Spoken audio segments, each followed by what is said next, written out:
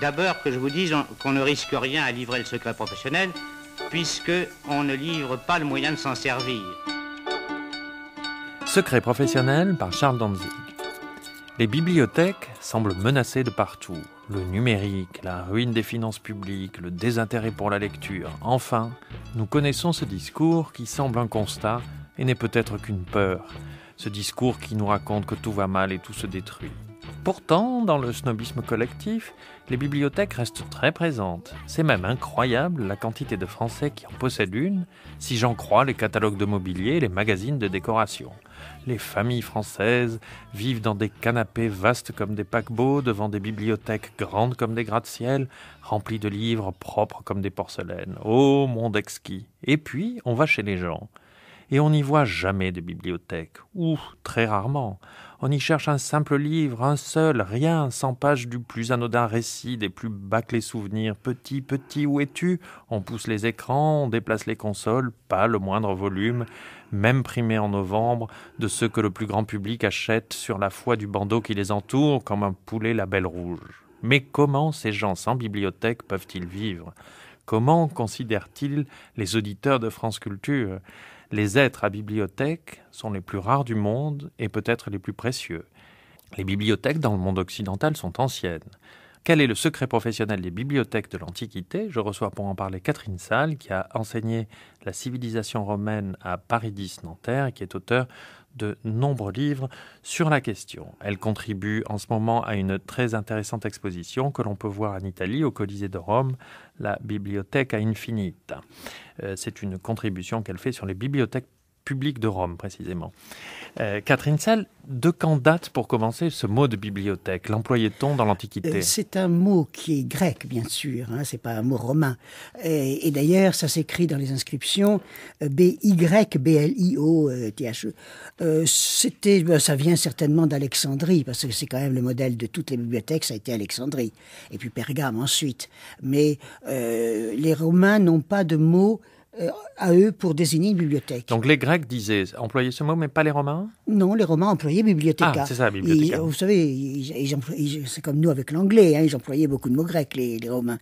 Donc ils avaient bibliotheca, de même qu'un marchand de livres se disait bibliopola, c'est-à-dire, c'est aussi un mot grec, ça signifie celui qui vend des livres.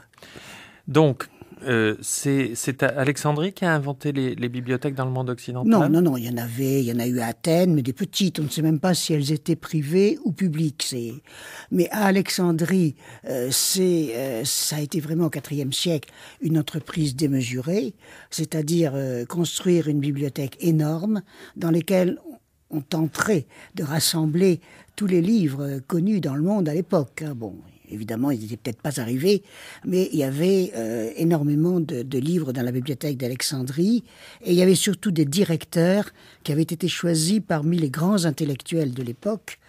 Il y avait des poètes, il y avait des grammairiens, il y avait des historiens. C'était véritablement les pharaons, c'est pas tout à fait les souverains, puisque ce sont les Ptolémées à ce moment-là. Les souverains accordaient une très grande place à cette bibliothèque qui avait à son côté ce qu'on appelait le musée. Alors attention, c'est le mot grec mousséion, qui ne signifie pas un musée de peinture, mais qui signifie un endroit où se réunissaient les intellectuels pour discuter entre eux. Qui a pris formellement la décision de créer une Alors bibliothèque? c'est Ptolémée IV, je crois. Enfin, c'est un des Ptolémées. Hein. C'est un des grands Ptolémées et qui a été, lui ou son prédécesseur ou ses descendants ont été à l'origine de toutes les grandes réalisations d'Alexandrie, c'est-à-dire la bibliothèque, bien sûr, le musée, le palais royal, qui était quand même une des splendeurs aussi d'Alexandrie, et bien entendu le phare. Et sait-on le nombre de volumes? On dit qu'il y avait 300 000 volumes dans la bibliothèque d'Alexandrie. Bon, vous savez que les soldats de Jules César l'ont brûlée, cette bibliothèque d'Alexandrie, donc presque tout a disparu. Alors il y a eu une autre bibliothèque qui s'est créée un peu plus tard pour concurrencer la bibliothèque d'Alexandrie. Parce que à ce moment-là, tous les livres étaient sur papyrus. Et les Égyptiens avaient le monopole du papyrus dans le bassin méditerranéen, ils le vendaient très cher. Et donc le roi de Pergame, donc Pergame c'est au nord de l'Asie mineure, a décidé de concurrencer les Égyptiens, de se passer de papyrus. Et on a mis au point donc chez lui des livres qui étaient faits avec une peau très, très mince, veau ou d'un animal familier. Et c'est d'ailleurs d'où vient le mot parchemin. Le mot parchemin vient de Pergame, la capitale de ce roi. On est à quelle époque, là, Catherine Salles ? Là, on est au IIe siècle avant Jésus-Christ. Mais c'est vrai qu'il va y avoir les deux concurrences et que quand la bibliothèque d'Alexandrie va être incendiée par les soldats de César, on va reconstituer la bibliothèque d'Alexandrie en allant copier les livres qui se trouvaient à Pergame. Pourquoi d'ailleurs les soldats de César ont-ils... Ils l'ont pas fait volontairement, mais ils ont brûlé la ville. Hein. C'est-à-dire qu'ils ont fait ce que faisaient tous les soldats, et en particulier les soldats de César. Pour prendre une ville, on la brûle. Donc leur intention n'était pas de brûler la bibliothèque, mais la bibliothèque n'était pas très loin du palais royal, donc... Les Romains sont allés en Chine, on le sait. La Chine était évidemment un pays très civilisé. Sait-on s'ils en ont rapporté quelque chose sur les livres et les bibliothèques ? Non, on ne sait pas. Non, ils auraient pu effectivement rapporter la matière, en tout cas. Non, ils n'ont vraiment... Les Chinois étaient très protectionnistes, de toute façon. Et en particulier, ils ont été très protectionnistes en ce qui concerne la soie. Alors, à Rome, Catherine Salles, comment est-ce que ça se passait ? Parlons d'abord des bibliothèques publiques. Est-ce que c'était des bâtiments organisés comme nous les connaissons, avec des murs C'était d'énormes bâtiments, très beaux d'ailleurs. Qui étaient où ? Alors, il y en a eu plusieurs. C'est-à-dire que le premier qui a voulu faire une bibliothèque publique, c'était Jules César. Parce que ça lui permettait de contrôler la production littéraire, en fait. La bibliothèque publique va jouer un grand rôle dans la censure littéraire. De quelle façon ? Parce qu'on interdisait dans les bibliothèques publiques certains ouvrages jugés tendancieux. Quand ils n'étaient pas dans les bibliothèques publiques, ils mouraient de leur belle mort. Et ça, on a une idée de livres que César aurait fait interdire ? De même qu'on ne sait pas combien il y a eu de livres dans l'Antiquité. C'est Bien toujours sûr. le problème quand on parle des livres de l'Antiquité. Est-ce que ceux que nous possédons, livres grecs ou livres latins, représentent 1/10, 1/5, la moitié, on ne le sait pas. Mais on sait par exemple que Auguste, donc le fils adoptif de César, avait demandé qu'on retire de la première bibliothèque publique de son époque, c'est-à-dire l'Atrium Libertatis, on ne sait pas très bien où elle se situait, mais enfin c'est près des grands forats impériaux à Rome. Et il avait demandé qu'on supprime les œuvres de jeunesse de Jules César. Pourquoi ? Son père, parce qu'il avait écrit des poésies érotiques et il trouvait que ça faisait pas bien pour l'image de marque de son père adoptif. Donc on a gardé bien sûr tous les commentaires de la guerre des Gaules, de la guerre civile, de la guerre d'Afrique et tout ça, mais les poèmes érotiques sont supprimés. Et puis Ovide, par exemple, qui est un des grands exemples de poète poursuivi, on ne sait pas pourquoi d'ailleurs, on ne sait toujours pas pourquoi, mais quand il a été envoyé en exil au bord de la mer Noire, Auguste a ordonné de retirer de toutes les bibliothèques publiques toutes les œuvres d'Ovide. Et alors, comment en a-t-on la persistance ? Parce que il y avait suffisamment de il le diffusion. distribuait autour de lui, sa famille les avait. C'était pas dans les bibliothèques publiques, mais c'était dans les bibliothèques. Ça a été un écrivain très populaire, Ovide, donc beaucoup de gens avaient son œuvre. Alors, pour en revenir aux bibliothèques, donc, sait-on à peu près combien de bibliothèques publiques il y avait à Rome, mettons, à l'époque de la République ? Et il n'y en avait pas. Il n'y en avait pas à l'époque parce que c'est Jules César qui va...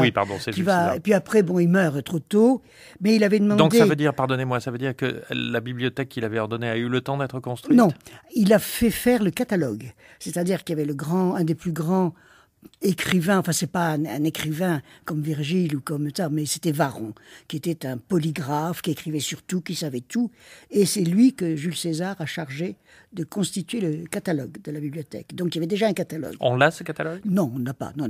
Et puis alors, donc après la mort de Jules César, il y a l'Atrium Libertatis, dont nous connaissons mal l'emplacement, mais qui est dans le quartier des Forums, qui est là dans le quartier des Forums, qui va certainement utiliser le catalogue de Varron pour compléter, bien sûr.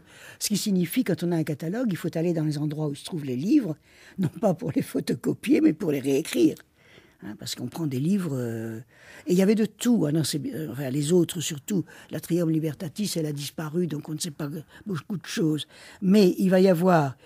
Auguste va faire construire près de sa demeure sur le Palatin l'immense temple d'Apollon Palatin, accompagné de 2 bibliothèques. Et ça va être la règle à Rome, c'est-à-dire qu'il y aura toujours dans une bibliothèque publique 2 sections.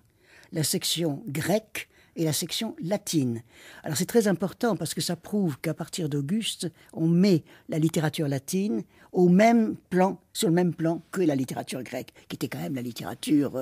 Mais ça avait déjà un peu commencé sous Cicéron, qui tendait à prouver que la philosophie latine était aussi importante que la bibliothèque, que la philosophie grecque. Les bibliothèques d'Alexandrie ou de Pergame, c'est des livres grecs, bien sûr. Et là, on dit non, il y a deux littératures dans le monde en ce moment. Il y a la grecque et la latine. Les livres, à ce moment-là, Catherine Sall, étaient sous forme de rouleaux, n'est-ce pas? C'était encore sous forme de rouleaux. Donc oui. Les bibliothèques devaient être organisées pour les rangements. Oui, alors de on façon... a quand même des dessins qui nous montrent comment c'était. Il y avait ce qu'on appelait des scrignas, c'est-à-dire des sortes de casiers.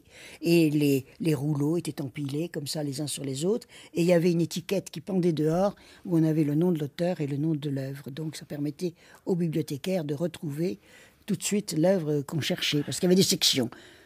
Et c'était par ordre alphabétique, généralement. Et puis, on avait pris l'habitude, dans les grandes bibliothèques publiques, de mettre au-dessus des casiers qui contenaient leurs œuvres, le portrait des écrivains. Donc, les bibliothécaires étaient très aidés, parce que, bon, ils savaient, là, c'est Virgile, là, c'est Cicéron. Et il y avait, sait-on s'il y avait des salles de lecture publiques? Oui, c'était ouvert au public, c'est le nom qui l'indique. Alors, c'était, je vous le disais tout à l'heure, des monuments superbes, les bibliothèques publiques, parce qu'il y avait toute la partie publique, comportant des salles de lecture, et qui était entouré des rayonnages. Mais les lecteurs n'avaient pas le droit de monter, d'aller prendre dans le rayonnage. C'était pas possible. Donc il y avait des escaliers qui menaient à ça, que seuls les bibliothécaires pouvaient utiliser. Alors on faisait sa commande, comme dans une bibliothèque actuelle, et on vous apportait le livre. Ce qu'il y avait, c'est que il y avait toujours une statue de divinité dans la bibliothèque qui protégeait. À Alexandrie ou dans d'autres bibliothèques grecques, c'était Athéna, parce qu'Athéna était la protectrice des lettres. Ce qui est curieux, c'est qu'à Rome, ce n'est pas Minerve, on attendrait à voir Minerve, c'est l'empereur qui y est. Et puis alors, à côté de la bibliothèque proprement dite, il y a des promenades couvertes, et c'est un grand lieu de réunion à Rome en particulier, mais ailleurs aussi, pour les Romains. Ils viennent là, vous savez, les Romains, ils viennent discuter, il y a des marchands ambulants qui passent avec des boissons, avec de la nourriture, il y a des mendiants, il y a des faiseurs de tours, enfin il y a de tout là. C'est vraiment un espace culturel à tous les sens du terme. Est-ce qu'il y a des écrits sur les bibliothèques? Est-ce que des écrivains ont écrit là-dessus? Non, ils n'ont pas vraiment écrit là-dessus, mais il dit « je me suis rendu dans telle bibliothèque ». Et alors, ce qu'il y avait aussi dans les bibliothèques, c'est que les grands chefs d'État, enfin Auguste en particulier, mais tous ses successeurs, ont rassemblé toutes les œuvres d'art qu'ils avaient pillées dans le monde grec. C'était alors là, de véritables musées à ciel ouvert, généralement. Il y avait même dans la bibliothèque qui avait été construite par Domitien, le fils de Vespasien, donc fin du 1er siècle de notre ère, il y avait les chandeliers à 7 branches du temple de Jérusalem étaient là. Ce qu'on voit sur l'arc de Titus, qui sont transportés par les soldats romains, les rouleaux de la Torah, étaient là. Donc, c'était à la fois musée, lieu intellectuel, lieu de rencontre. Il y avait des salles de conférences, il y avait donc là aussi on venait écouter les conférenciers à la mode. Non, c'était des systèmes très complexes. Alors on est un petit peu gêné parce que à l'heure actuelle, il y avait la bibliothèque d'Apollon, il n'y en a plus rien. La bibliothèque, alors celle à propos de laquelle a eu l'exposition à Rome, c'était les restes de la bibliothèque du Forum de la Paix, c'est-à-dire le forum construit par Domitien, fils de Vespasien, c'est-à-dire fin du 1er siècle. Et là, on a trouvé donc des restes de ce forum, parce qu'ils sont tous ils étaient tous sous terre, puisque c'est là où passe, si vous connaissez Rome, c'est là où passe la Via dei Forei Imperiale. Et tous les forums sont par-dessous. Donc, il faudrait supprimer cette route. Les Romains ne veulent pas, évidemment, pour retrouver toute cette bibliothèque. Alors, il y avait celle-là. Bon, la plus belle de toutes a été la bibliothèque de Trajan, sur le forum de Trajan, bien entendu. Et là aussi, 2 bibliothèques qui entouraient la grande basilique centrale, et avec toujours le système des 2 langues, d'un personnel. Il y avait un très gros personnel, à toutes les échelles, parce que le directeur des bibliothèques publiques de Rome était un procurateur dépendant directement de l'empereur, qui était un très grand personnage. Nous allons maintenant entendre Jorge-Luis Borges. Il parle de son travail à la direction de la Bibliothèque nationale de Buenos Aires et raconte comment il a écrit, entre autres, La Bibliothèque de Babel. C'est extrait des Après-midi de France Culture du 29 avril 1977. J'ai dirigé la Bibliothèque nationale à Buenos Aires. Puis, le jour même où j'ai su le résultat des élections, où je sais que Perón reviendrait, alors j'ai quitté mon poste. Je ne pouvais pas servir à Perón, non. J'étais nommé en 1955 par le gouvernement de la Révolution. Je crois que j'ai fait une nouvelle, c'est un peu un cauchemar, qui s'appelle la Bibliothèque de Babel. L'idée de la bibliothèque comme infinie, non? Et cela n'est pas seulement une petite spéculation mathématique, mais c'est surtout la façon dont je la sentais, dont je la subissais dans le temps. Cette petite bibliothèque où j'étais, aux alentours de Buenos Aires, au sud-ouest de Buenos Aires, je sentais cela comme quelque chose d'infini et de pressant et d'haïssable aussi, non? Mais quand même, à cette bibliothèque-là, j'ai eu l'occasion de lire toute l'œuvre de Claudel, toute l'œuvre de Léon Bloy. Cela se trouvait dans cette bibliothèque, dans un quartier ouvrier. J'étais le premier, le dernier lecteur de ce texte-là en français. Je n'ai jamais pensé à ma carrière littéraire, je n'ai jamais pensé à elle comme une unité. J'étais chaque fois intéressé dans un certain texte. Alors les critiques, ils voient tout cela, disons, d'un seul regard. Tandis que moi, j'ai dû épeler cela, je lui ai épelé cette réalité imaginaire, ou cette réalité, je dû l'épeler page par page, mot par mot, non? C'est tout à fait différent, non? Alors quand on m'interprète d'une façon comme ça symbolique et générale, peut-être on tire raison, mais je ne le sais pas. Cela était successif pour moi. Après ça, je suis en train d'écrire plusieurs livres, et je travaille pour M. Ricci, non? De diriger une collection qui s'appelle la Bibliothèque de Babel. Ce sont des récits fantastiques, des récits pris un peu dans ce que j'ai lu, non? Au fond. Ce sont des livres, je n'ai traduit, je crois qu'il n'y a pas une seule page là que je n'ai pas aimé, non? Et alors des textes, enfin, assez divers, puisqu'il y a des textes de Gustav Meyrink, de Léon Bloy, de Henry James, de Quincy, un auteur que j'aime énormément, non? Il avait été lu par Baudelaire quand il écrit ses paradis artificiels, non? Il a des fragments de Quincy là. Je crois que l'idée du réalisme est une idée erronée, parce que la littérature a toujours été fantastique. La littérature commence, comme disait Valéry, par la cosmogonie, et puis nous avons la mythologie, et l'histoire, disons, les différentes mythologies des différentes religions. C'est-à-dire qu'on a toujours écrit des choses fantastiques, tandis que l'idée de réalisme est une idée assez neuve, non? Assez récente dans la littérature. Même les contes de fées, ou les magies, ou les fables, tout ça existait toujours. Et peut-être cela faisait survivre au réalisme. Le réalisme est un genre contemporain, peut-être éphémère, nous n'en savons rien, non? Alors, Catherine Salle, nous parlions des bibliothèques publiques, principalement dans la première partie de cette émission. Y avait-il d'importantes bibliothèques privées à Rome? Ça m'a amusé tout à l'heure quand vous avez parlé des gens qui achetaient les livres au maître dans leur bibliothèque. Il y avait exactement la même chose à Rome. Et Sénèque en particulier dit, bibliothéca, donc, ut necessarium domus ornamentum, c'est-à-dire comme un ornement nécessaire dans une maison. Et alors, donc, on avait dans toutes les maisons, on avait des bibliothèques, et on faisait venir des livres d'un peu partout, là aussi. Bien souvent, le propriétaire ne lisait jamais les livres, hein, comme vous l'avez dit exactement tout à l'heure pour notre époque. Mais il fallait avoir les grands noms, il fallait avoir Virgile, il fallait avoir Homère, il fallait avoir tous les grands noms de l'Antiquité. Et on faisait visiter sa bibliothèque pour montrer à quel point on était intellectuel. Et je présume que les bibliothèques privées ont précédé les bibliothèques publiques. Oui. Et même dans le cas des premières grandes bibliothèques privées à Rome, qui se sont installées au IIe siècle avant notre ère, la première très grande bibliothèque privée a été installée par le général Lucullus, le fameux Lucullus qui était tellement gourmet et précieux, et il avait pris tous les livres dans le royaume du Pont, c'est-à-dire dans le Pont-Euxin, du roi du Pont. Il les avait tous rapatriés à Rome. Et il a eu l'idée, il avait une villa près de Rome qui était à Tusculum. Tusculum, c'est Tivoli, c'est juste à côté de Rome. Et donc, il a organisé une bibliothèque sur le modèle de ceux qu'il avait vus en Orient.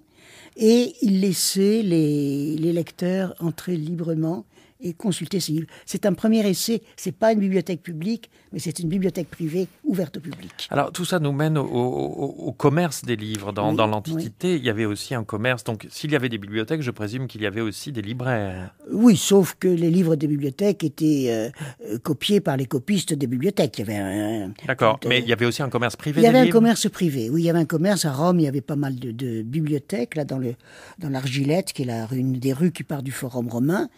On en a trouvé des traces dans toutes les villes. De librairies, vous voulez dire Des librairies.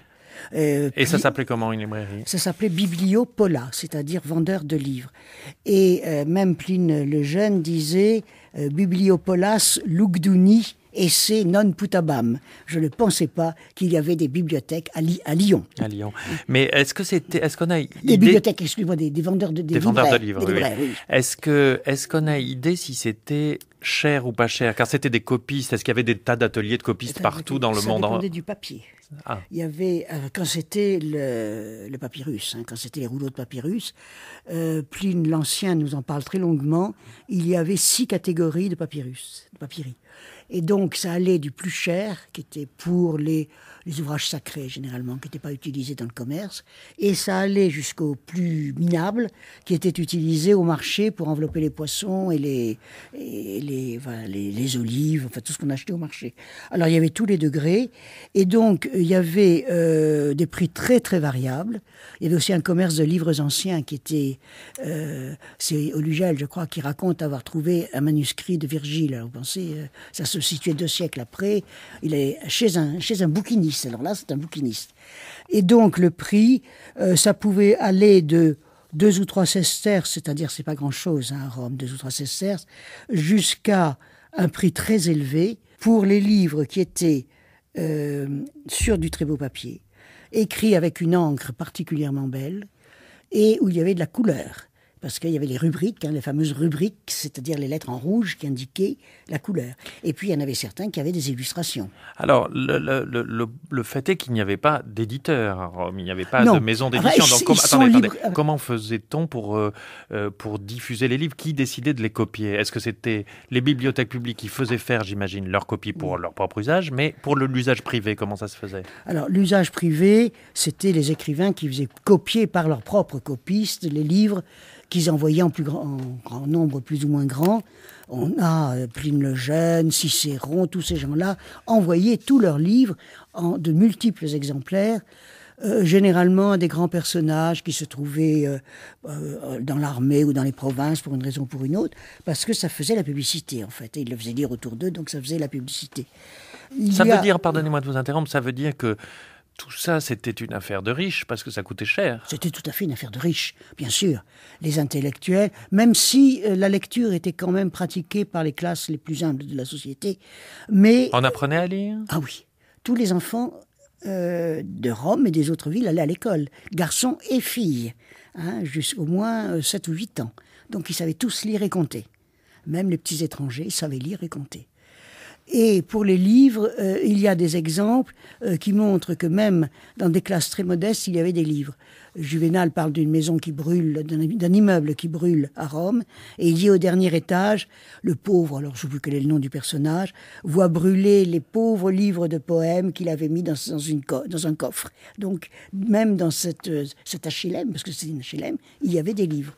Alors Catherine Sell, je voudrais que vous me disiez, pour achever cette émission, ce qui s'est passé à la fin de l'Empire. Nous avons vécu pendant presque tout le XXe siècle sur l'idée qu'au fond, il n'y a pas eu de décadence, et on a beaucoup contesté l'idée de décadence. Tout récemment, un historien anglais d'Oxford, Brian Ward Perkins, a contesté cette thèse dans un livre très intéressant qui vient d'être traduit en français, La chute de Rome, fin d'une civilisation, et lui tient qu'il y a vraiment eu une fin de civilisation. Alors, est-ce que vous êtes d'accord avec ça? Et est-ce que, pour rester sur notre sujet, le délitement des institutions à Rome a entraîné la fin des bibliothèques et une perte? Alors pour l'histoire de la chute de Rome, oui, j'ai lu le livre de Perkins dont vous parlez. Je ne pense pas qu'il faille dire que à partir du IVe siècle, on est dans la décadence la plus totale. C'est pas vrai. Mais c'est vrai que beaucoup de choses, quand même, ont disparu et que, dans ce cas-là, on peut parler de chute. En ce qui concerne la littérature, il faut bien voir qu'à partir du 5e, 6e siècle, ce sont les monastères qui prennent le relais. Donc, alors là, dans les monastères, on a évidemment, on copie tout. On copie aussi bien les livres païens que les livres chrétiens. Sans censure. Sans censure, oui, sans censure. Qu'est-ce qu'on en sait ? On les met dans les bibliothèques des monastères. Oui, mais puisque si les livres ont disparu, on ne peut pas le savoir. Ah, si les livres... Si les copistes ont décidé de ne pas copier un livre licencieux... Ah, ça, c'est possible. Possible.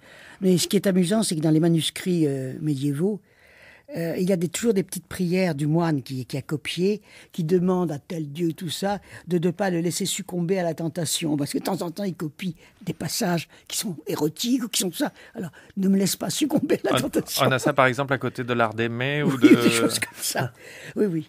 Mais... Enfin, puis vous savez aussi, maintenant on le sait mieux, que beaucoup de livres antiques nous sont parvenus par le biais de l'islam, parce que les Arabes avaient aussi, enfin les peuples arabes avaient aussi des copies de ces livres, parce qu'on en trouvait partout des livres latins et grecs. Et donc, il y a un certain nombre de livres latins et grecs qui nous sont parvenus par leur traduction arabe. Est-ce que pour finir, Catherine Salle, on peut dire que les Romains ont créé, ou bien c'est la bibliothèque d'Alexandrie, un modèle des bibliothèques qui restait au fond à peu près immuable depuis ce temps-là ? Je pense, oui, parce que on retrouve... C'était plus luxueux. Ça, c'est vrai que ce n'est pas la bibliothèque de quartier, les bibliothèques publiques. Mais il y a de tout. Les citoyens romains qui ne font rien, bien. Les citoyens romains ou d'autres villes, ils ne font rien. Panem et Circenses, ils ne font rien. Donc, ils sont ravis des bibliothèques. Parce qu'ils y sont tout le temps. Et dans une bibliothèque, c'est à Timgad, je crois, en Afrique, on a des marelles qui sont dessinées sur le sol de la bibliothèque. Parce qu'ils s'amusaient à jouer à la marelle. Et des jeux, vous savez, des jeux comme le morpion, des choses comme ça. On a des damiers. Donc, les bibliothèques étaient dans la vie. Ah oui. Et on se donnait rendez-vous, là. Et on disait, je te retrouve à telle heure. Et il y avait deux endroits sociaux extraordinaires dans le monde impérial. Il y avait la bibliothèque et il y avait les thermes. Alors on n'était pas à la même heure, thermes et la bibliothèque, mais on retrouvait les mêmes gens. On sait bien que les bibliothèques ne sont pas toujours aimées. On réédite en ce moment les souvenirs de Walter Mehring, un dadaïste allemand, sous le titre de « La bibliothèque idéale ». Cette bibliothèque, c'était celle de son père, dans laquelle il a été éduqué. Elle était tellement idéale que lorsque les nazis sont arrivés au pouvoir et qu'il a dû partir, on l'a brûlée. L'idéal n'est pas aimé. Tout le monde a vu les photos des autodafés organisées par les Allemands. Tout le monde a vu les gravures de l'autodafé organisées par Savonarola à Florence. Seulement, tout le monde n'a pas tout vu, tout le monde ne peut pas tout voir dans la matière, il y a des autodafés invisibles. Quand j'ai publié mon essai sur la lecture « Pourquoi lire ?», un éditeur algérien m'a contacté pour le traduire. Je l'ai vu, il m'a dit « Monsieur, votre livre est très bien, il y a juste un petit problème. Vous parlez de l'incendie de la bibliothèque d'Alexandrie par le calife Omar quand il a pris la ville en 643. Eh bien, ai-je demandé, si je traduis ce passage en arabe, on viendra casser ma maison d'édition à Alger. Mais tout de même, vous savez que je mentionne un fait historique. Oui, je le sais, des Algériens le savent, mais bien plus nombreux sont ceux qui le contestent, le récusent, disent que c'est une calomnie de l'Occident. Et bien sûr, j'ai refusé de couper le passage, et bien sûr, mon livre n'a pas été traduit, et bien sûr, les fantasmes prospèrent. Il y a quelque chose d'aussi dangereux que de brûler les bibliothèques, c'est de cacher qu'on les brûle. Ainsi, non seulement on détruit des livres, mais on détruit tout souvenir des livres.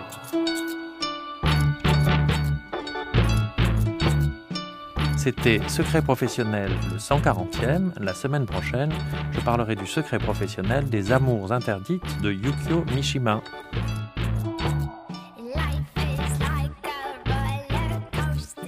Réalisation Clotilde Cuvin, attachée d'émission Daphné Amgrad, prise de son Stéphane Desmond, recherche INA Aude Vassan. Dans un instant, Ville-Monde.